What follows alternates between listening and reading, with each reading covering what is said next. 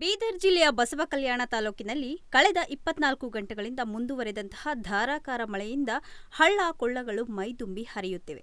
ಇದರಿಂದ ಹಲವೆಡೆ ಸಂಚಾರ ಸಂಪೂರ್ಣವಾಗಿ ಅಸ್ತವ್ಯಸ್ತಗೊಂಡಿದ್ದು, ಕೊಹಿನೂರು ಹೋಬಳಿ ವ್ಯಾಪ್ತಿಯಲ್ಲಿನ ಲಾಡವಂತಿ, ಬಕನಾಳ್ ಹಾಗೂ ಹಾರಕೋಡ, ಬೋಸಗ ಗ್ರಾಮಗಳ ನಡುವೆ ಇರುವಂತಹ ಸಣ್ಣ ಸೇತುವೆಗಳು ಭಾರೀ ನೀರಿನ ಹರಿವಿನಿಂದ ಮುಳುಗಡೆಗೊಂಡಿವೆ. ಈ ಭಾಗದಲ್ಲಿ ವಾಹನಗಳ ಸಂಚಾರಕ್ಕೆ ತೀವ್ರ ಅಡೆತಡೆ ಉಂಟಾಗಿ ಸ್ಥಳೀಯರು ಹಾಗೂ ಪ್ರಯಾಣಿಕರು ರಸ್ತೆಯಲ್ಲೇ ಸಾಲು ಸಾಲಾಗಿ ನಿಂತು ಪರದಾಡುವಂತಹ ಸ್ಥಿತಿ ನಿರ್ಮಾಣವಾಗಿದೆ. ಕೆಲ ಹೊತ್ತು ಸಂಚಾರ ಸಂಪೂರ್ಣವಾಗಿ ಸ್ಥಗಿತಗೊಂಡಿದ್ದು, ನೀರಿನ ಹರಿವು ಕಡಿಮೆಯಾಗುತ್ತಿದ್ದಂತೆ ವಾಹನಗಳು ನಿಧಾನವಾಗಿ ಚಲಾಯಿಸಲು ಪ್ರಾರಂಭಿಸಲಾಗಿದೆ.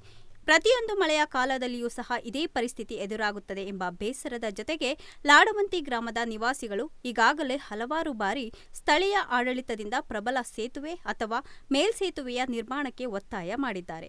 ಆದರೆ ಈವರೆಗೆ ಅಧಿಕಾರಿಗಳಿಂದ ಯಾವುದೇ ರೀತಿಯ ಕ್ರಮ ಕೈಗೊಳ್ಳದಿರುವುದು ಗ್ರಾಮಸ್ಥರಲ್ಲಿ ಆಕ್ರೋಶಕ್ಕೆ ಕಾರಣವಾಗಿದೆ. ಕಳೆದ 15 ದಿನದಿಂದ ಏನು ಒಂದು ಕಿರಿಕತ್ ಪ್ರಾರಂಭ ಆಗಿದೆ. ಅವಾಗಿನ ನಮ್ಮ ಈ ಭಾಗದಲ್ಲಿ ಬಿಸಿಲು ಕಾಣ್ತಾ ಇಲ್ಲ ನಮಗೆ. ಯಾಕಂದ್ರೆ ಮುಂಗಾರಿನ ಬಹಳ ಮುಂದಿದೆ, ಆದ್ರೂ ಕೂಡ ಬಹಳಷ್ಟು ಹೀಗೆ ಮಳೆ ಬರ್ತಾ ಇದೆ. ಈಗಾಗಲೇ ಬಹಳಷ್ಟು ರೈತರು ತಮ್ಮ ಹೊಲ ಗದ್ದೆ ಎಲ್ಲ ಸ್ವಚ್ಛ ಮಾಡಿ ಇಟ್ಟಿದ್ದಾರೆ, ಬಹಳ ಗೊಬ್ಬರ ಹಾಕಿದಾರ. ಇಂಥ ಸಮಾಜದಲ್ಲಿ ಈ ಒಂದು ಮಳೆ ವರುಣನ ಆರ್ಭಟ ನೋಡಿ ರೈತರು ತಂಗಲಾಗಿದ್ದಾರೆ. ಯಾಕಂದರೆ ಅವ್ರು ಹೊರದಲ್ಲಿ ಹಾಕ್ತಂತ ಗೊಬ್ಬರ ಎಲ್ಲ ಈಗ ಹರಿದು ಹೋಗ್ಬಿಟ್ಟಿದೆ. ಇಂಥ ಒಂದು ಪರಿಸ್ಥಿತಿಯಲ್ಲಿ ತಾವು ನೋಡ್ಬೋದು. ಈ ನಮ್ಮ ನಾಡೋಳ ಜಿಲ್ಲೆಯಲ್ಲಿ ಏನು ಹೋಗೋ ದಾರಿ ಇದೆ, ಈ ದಾರಿಯಲ್ಲಿ ನೀನು ಕೂಡ ಇದೆ, ನೀನು ಕೂಡ ಇದೇ ರೀತಿ ಆಗಿದೆ.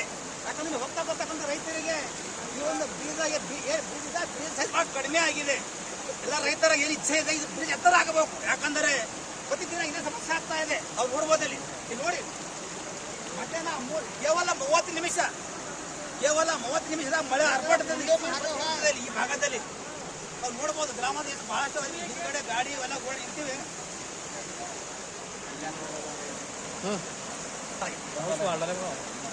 ಗ್ರಾಮಸ್ಥರು ಏನ್ ಮನವಿ ಇದೆ, ಪ್ರತಿದಿನ ಇದೇ ತರ ಆಗ್ತಾ ಇದೆ.